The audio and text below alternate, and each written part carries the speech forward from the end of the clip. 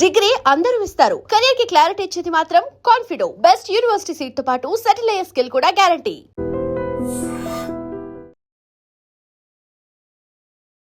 నమస్తే, welcome to I Dream. Ebola భయపెడుతోంది.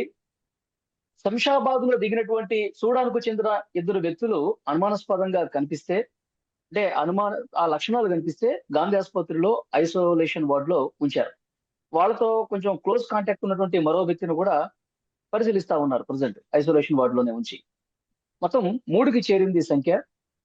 మధ్య Africa దేశాల్లో ప్రమాద ఘంటికలు మోగిస్తున్నటువంటి ఈ వైరస్ మన దేశంలో ఇంకా నమోదు కాల పాజిటివ్ రాలేదు. అయినప్పటికీ ప్రభుత్వాలు జాగ్రత్తలు తీసుకుంటున్నాయి. ఈ ఎబోలా గురించి పూర్తిగా సమాచారం మనం తెలుసుకునే ప్రయత్నం చేద్దాం. ఈ లక్షణాలు ఏ విధంగా ఉంటాయి, వచ్చి ఒకవేళ పాజిటివ్ వస్తే పరిస్థితులు ఏ విధంగా ఉంటాయి, వీటన్నిటి గురించి మాట్లాడదాం. ప్రస్తుతం లైవ్ కాల్లో జాయిన్ అయ్యారు ప్రముఖ వైద్యులు పాపారావు గారు. సార్తో మాట్లాడదాం. సార్ నమస్కారం. నమస్తే అండి. సార్, ఎబోలా వైరస్ నిజంగా కరోనా కంటే చాలా డేంజర్ అంటూ సోషల్ మీడియాలో పెద్ద ఎత్తున వార్తలు వస్తా ఉన్నాయి. మధ్య ఆఫ్రికా దేశాలు అయితే వందల సంఖ్యలో చనిపోతున్నటువంటి పరిస్థితి కూడా మనం చూస్తా ఉన్నాం. ఇంకా ఇక్కడ పాజిటివ్ రాలేదు. ఎవరైతే అనుమానిత లక్షణాలు ఉన్నాయో ఆ శాంపిల్స్ పూణే వైరాలజీ సెంటర్ కి పంపించినట్టుగా ఇన్ఫర్మేషన్ అయితే ఉంది. ఏంటి సార్ ఎబోలా గురించి ఏం చెప్తారు? ఎందుకు అంత ప్రమాదకరం? ఎబోలా హ్యూమన్ సొసైటీలోకి వచ్చి సుమారుగా 50 సంవత్సరాలు అవుతుంది. 1976 లో వచ్చింది, కనిపెట్టారు మొదట కాంగోలోని. సో అక్కడి నుంచి ఇది ఫ్రీక్వెంట్ గా ఇది ఎపిడమిక్స్ కాజ్ చేస్తూ ఉంది. ముఖ్యంగా ఇది మనిషి శరీరంలోకి ఎలా ఎంటర్ అవుతుందంటే, అంతకుముందు ప్రైమరీ హోస్ట్ ఫ్రూట్ బ్యాట్స్ అని, అందులో ఇది మ్యూటేషన్ చెంది ఈ విరులెంట్ ఆర్గనిజం గా మారి ఇది హ్యూమన్ సొసైటీలోకి వచ్చింది. వచ్చిన తర్వాత ఇది మోస్ట్ కామన్ ట్రాన్స్మిషన్ ఏంటంటే, ఒక ఇన్ఫెక్టెడ్ మనిషి నుంచి మిగతా వాళ్ళకి, అంటే మిగతా వైరస్ డిసీజెస్ అన్ని లైక్ కోవిడ్ కానీ మిగతా ఎట్లా స్ప్రెడ్ అవుతాయో అట్లా. అయితే డెంగ్యూ డిఫరెంట్. డెంగ్యూ ఒక పేషెంట్ నుంచి ఇంకొక వ్యక్తికి రాదు, అది వ్యక్తి నుంచి దోమకి, దోమ నుంచి వ్యక్తికి. బట్ ఇది ఇలా కాదు, ఒక పేషెంట్ ఒక సెలైవా కానీ బ్లడ్ కానీ అట్లాగే టచ్ చేసిన సర్ఫేసెస్ కానీ ఏదైనా సరే దానివల్ల ఇన్ఫెక్షన్ శరీరంలోకి వెళ్ళి సుమారుగా 8 నుంచి 10 రోజుల్లో ఇది వ్యాధిని కలుగజేసే అవకాశం ఉంది.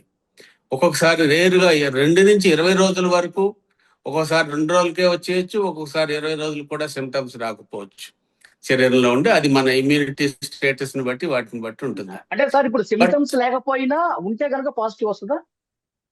సిమ్టమ్స్ లేకపోయినా ఉంటే మనం టెస్ట్ చేయగలిగితే పాజిటివ్ వస్తుందండి. సిమ్టమ్స్ వచ్చిన తర్వాత ఇన్ఫెక్టివిటీ ఎక్కువ ఉంటుంది అనమాట. మెదుటి వాళ్ళకి ఇన్ఫెక్షన్ కలిగజేసే అవకాశం ఎక్కువ ఉంటుంది. సిమ్టమ్స్ వచ్చే వరకు ఇన్ఫెక్టివిటీ అంత ఎక్కువ ఉండదు. అంటే లక్షణాలు ఎట్లా ఉంటాయి సార్? ఏ లక్షణాలు ఎలా ఉంటాయి అంటే, అది ఫీవర్ తో స్టార్ట్ అవుతుంది. కొంచెం హై గ్రేడ్ ఫీవర్ వస్తుంది, తలనొప్పి విపరీతంగా వస్తుంది, ఒళ్ళు నొప్పులు.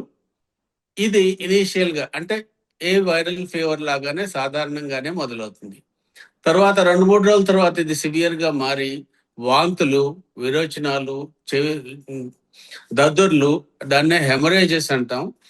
ఆ తర్వాత ఏమో మోషన్స్, ఇంకా బ్లడ్ ప్రెషర్ తగ్గిపోవటం, ఆయాసం రావటం, తర్వాత ఆర్గాన్ సపోర్ట్ ఒకటి. ఎందుకంటే ఇది లివర్ లోను ముఖ్యంగా శరీరంలో ప్రవేశించిన వెంటనే బ్లడ్ సెల్స్ లో కొన్ని మ్యాక్రోఫేజ్ అని బ్లడ్ సెల్స్ ఉంటాయి. ఇవి ఏదైనా బయట నుంచి వచ్చిన వైరస్ కానీ ఆర్గనిజమ్స్ కానీ తినేస్తాయి, వాటిని ఎఫెక్ట్ చేసి వాటిని డిస్ట్రాయ్ చేస్తాయి. ఆ తర్వాత లివర్లోకి వెళ్ళి లివర్లో ఉండి లివర్లో వ్యాధి కలిగిస్తాయి. తర్వాత ఇక శరీరం అంతా వ్యాపించి ప్రతి చోట ఇది మల్టీ ఆర్గాన్ ఫెయిల్యూర్కి గురి చేసి తీవ్రమైన ప్రాణాంతకమైన డిసీజ్ గా మారే అవకాశాలు ఉంటాయి. దీని మరణాల రేటు ఎంతంటే, సుమారుగా 100 మందికి ఇన్ఫెక్ట్ అయితే 50 మంది మరణించే అవకాశాలు ఉన్నాయి. సో అంత తీవ్రమైంది. సో దీనికి యూజువల్ గా హెమరేజెస్ అనేది మోస్ట్ కామన్. ఎందుకంటే బ్లడ్ వెసల్లో ఉన్న పర్మియబిలిటీ అంటాం, ఆ థిక్నెస్ ని తిన్నుగా చేసి లోపల బ్లడ్ లో ఉండే బ్లడ్ సెల్స్, ప్లాస్మా అనే ద్రవం ఉంటుంది. ఆ ద్రవం రక్తనాళాల్లో నుంచి బయటకు వచ్చేటట్టు చేస్తుంది అనమాట. దాన్నే హెమరేజిక్ ఫీవర్స్ అంటాం. హెమరేజిక్ ఫీవర్స్ డెంగ్యూలో కూడా ఇదే పాథోఫిజియాలజీ ఉంటుంది, ఇందులో కూడా. కానీ ఇది సివియర్ గా ఉంటుంది ఎబోలాలో. అలాగా బ్లడ్ ప్రెషర్, బీపీ అంటే బ్లడ్ వాల్యూమ్ 1 లీటర్ 2 లీటర్లు అలాగా బ్లడ్ వెసల్స్ నుంచి బయటకు వచ్చేస్తే బీపీ డ్రాప్ అయిపోతుంది. బీపీ డ్రాప్ అయితే ఏ ఆర్గాన్స్ కి అయితే బ్లడ్ సప్లై అందాలో ఆ ఆర్గాన్స్ ఫెయిల్ అవుతాయి. ఈ విధంగా మల్టీ ఆర్గాన్ ఫెయిల్యూర్ తో ప్రమాదం, షాక్ లోకి వెళ్ళే అవకాశం ఉంది. షాక్ లోకి వెళ్ళిన తర్వాత సరైన ట్రీట్మెంట్, సరైన ఇది తీసుకోకపోతే ప్రమాణం, మరణాలు సంభవించే ఇంతకుముందు మీరు అవకాశం అన్నారు ఎక్కువ ఉంటుంది. లక్షణాలు కూడా ఒక్కో సందర్భంలో కనిపించకపోవచ్చు అని. ఇప్పుడు అనుమాని అనుమానించడానికి ప్రధాన కారణం ఏంటంటే వాళ్ళకి ఏదో కొద్దిగా లక్షణాలు ఉంటేనే అనుమానిస్తారు, వెంటనే టెస్టులు చేపిస్తారు, ఆ టెస్టులో పాజిటివ్ వచ్చిందా నెగిటివ్ వచ్చిందో చూస్తారు. అసలు లక్షణాలే కనిపించకపోతే వాళ్ళు ఇంకా ఆ జన సమర్థంలో తిరుగుతూనే ఉంటారు, రెగ్యులర్ తమ వర్కులు చేసుకుంటూనే ఉంటారు. అప్పుడు అది పెరిగే అవకాశం ఉంటుంది కదా సార్. దీన్ని ఎట్లా మరి గుర్తించాలి? ఖచ్చితంగానండి. అంటే మనం కాంటాక్ట్ సర్వైలెన్స్ అంటాం. ఇప్పుడు మనకి ఎవరైతే పేషెంట్ సుడాని వచ్చారో 15 రోజుల క్రితం వాళ్ళు ఉగాండా వెళ్ళారు, where there is lot of infection. అట్లాగే ఇంకొక చోటకి వెళ్ళి ఉండొచ్చు మనకు తెలియకుండా, లేదా పేషెంట్ ని కలిసారా లేదా కూడా తెలియదు. కానీ ఇప్పుడు ఏమి కన్ఫర్మ్ చేయలేము, చాలా మందికి వైరల్ ఫీవర్స్ కూడా రావచ్చు. కానీ ఈ వైరస్ ని మనం శరీరంలో నుంచి ఐసోలేట్ చేయొచ్చు. ఒక పాలిమరేజ్ చైన్ రియాక్షన్ టెస్ట్ అని PCR టెస్ట్ ఉంటుంది. ఆ టెస్ట్ ద్వారా, రియల్ టైం టెస్ట్ అది, ఆ టెస్ట్ ద్వారా వైరస్ ని ఐసోలేట్ చేసి అది ఉందా లేదా నిర్ధారించవచ్చు, లేకపోతే రూల్ అవుట్ చేయొచ్చు. సో సిమ్టమ్స్ చాలా మందికి ఉండొచ్చు. సిమ్టమ్స్ ఉన్నందువల్ల మనం ఖచ్చితంగా చెప్పలేము అనమాట. అయితే సిమ్టమ్స్ ఉన్నప్పుడు, ఆ కాంటాక్ట్ సోర్స్ ఉన్నప్పుడు, ఫలానా దేశానికి వెళ్ళారు, నిజంగా అక్కడ ఏదైనా పేషెంట్ తో కలిశారో లేదో, ఇంకా ఉంటే ఇంకా ఎక్కువ సస్పిషన్ లెవెల్. సో వాళ్ళని సుమారుగా ఈ రిపోర్ట్ వచ్చే వరకు కూడా క్వారంటైన్ లో పెట్టాలి. ఎందుకనంటే ఆ వైరస్ ఒకసారి శరీరంలోకి వెళ్ళిన తర్వాత దాన్ని గుర్తించే అవకాశం ఉంది. సిమ్టమ్స్ లేకపోయినా కూడా, సిమ్టమ్స్ ఉన్నా కూడా. ఒకవేళ సిమ్టమ్స్ ఉంటే ఇనీషియల్ గా టెస్ట్ లో దాన్ని ఈక్వివోకల్ అంటాం. అటు ఇటు కాకుండా టెస్ట్ వచ్చినట్లయితే మళ్ళీ ఒక 3 to 5 days ఆగి క్వారంటైన్ కంటిన్యూ చేసి మళ్ళీ టెస్ట్ రిపీట్ చేయాల్సి ఉంటుంది. సో ఈ విధంగా మనం ఈ కంటైన్ చేయాలన్నమాట. అంటే ఇది సొసైటీలోకి వెళ్లకుండా, ఎక్కువ మందికి ట్రాన్స్మిట్ అవ్వకుండా ఆ పేషెంట్ అలా కంటైన్ చేస్తూ ఉండాలి. లేదా ఇది తగ్గించే పరిస్థితి ఉందా? దీనికి మందులు ఉన్నాయా సార్? శాశ్వత పరిష్కారం ఉందా? మందులు ఇంకా ఇది విధంగా ఖచ్చితంగా ఇది మందం లేదండి, ఇంకా ఎక్స్పెరిమెంటల్ లెవెల్స్ లోనే ఉన్నాయి.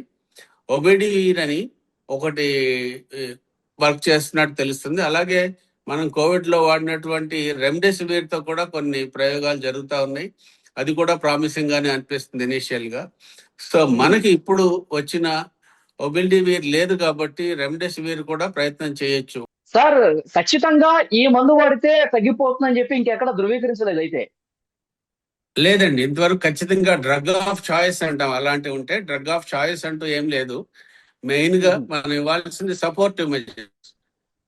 ఒకటి, ఫీవర్ వస్తే ఫీవర్ తగ్గడానికి తలనొప్పికి పారాసిటమాల్ ఇలాంటివే వాడాలి, వేరే పెయిన్ కిల్లర్స్ వాడకూడదు. దానివల్ల రక్త కణాలు తగ్గే అవకాశం ఉంటుంది. ద్రవాహారం ఎక్కువ తీసుకున్నందువల్ల బ్లడ్ ఏదైతే బ్లడ్ బీపీ డౌన్ అవుతుందో ఆ బీపీ డౌన్ అవ్వకుండా బ్లడ్ వాల్యూమ్ మెయింటైన్ అయ్యి బ్లడ్ ప్రెషర్ మెయింటైన్ అయ్యే అవకాశం ఉంటుంది అనమాట. ఓకే సార్, ఇంతకుముందు మీరు అన్నారు 1976లోనే ఎబోలాకి సంబంధించి మొదటి కేసు గుర్తించారు, అప్పటి నుంచే ఉందని. మరి ఇప్పుడు ఇన్ని దశాబ్దాలు అవుతున్నా సరే ఎందుకు పర్ఫెక్ట్ గా దీనికి ఇది శాశ్వతంగా ఒక మందుని కనుగొనలేని పరిస్థితి ఏర్పడింది అంటారు?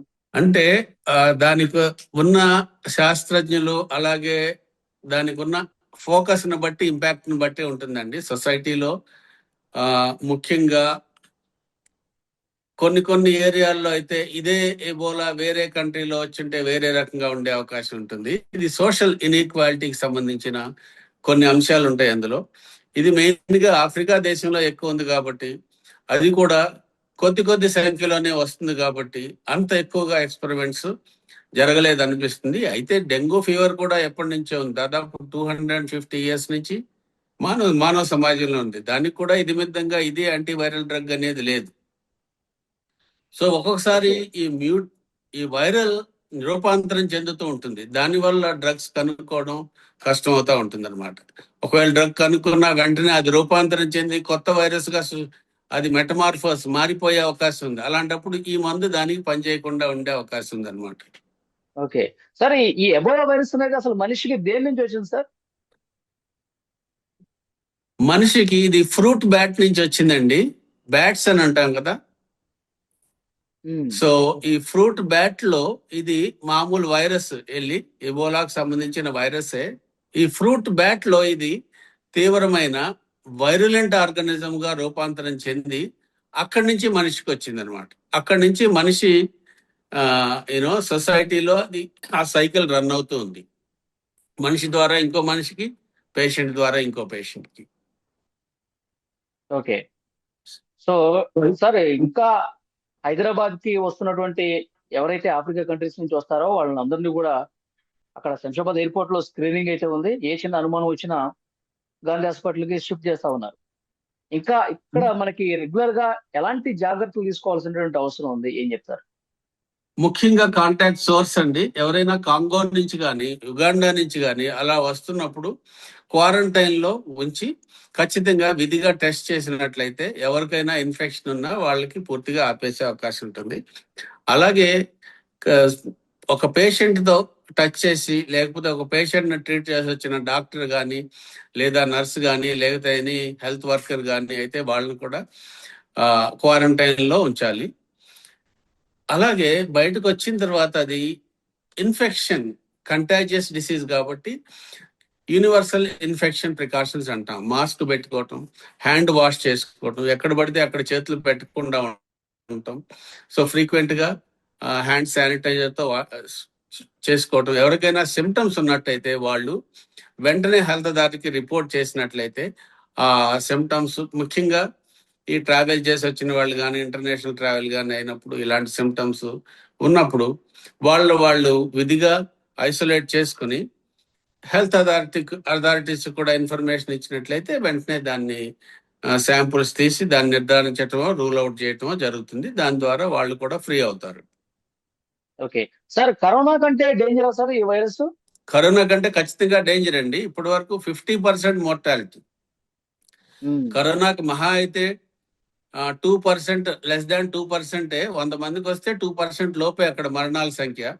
ఇక్కడ 100 మందికి వస్తే 50 మంది చనిపోయే అవకాశం ఉంది. ఇప్పటి వరకు 63 మంది చనిపోయారు. ముఖ్యంగా అందులో 42 మంది కాంగోలోనే, రిపబ్లిక్ ఆఫ్ కాంగోలో, ఉగాండాలో ఒకరు, ఇట్లా ఉన్నాయన్నమాట. చాలా మంచి ఇన్ఫర్మేషన్ ఇచ్చారు sir. Thank you very much Paparao గారు.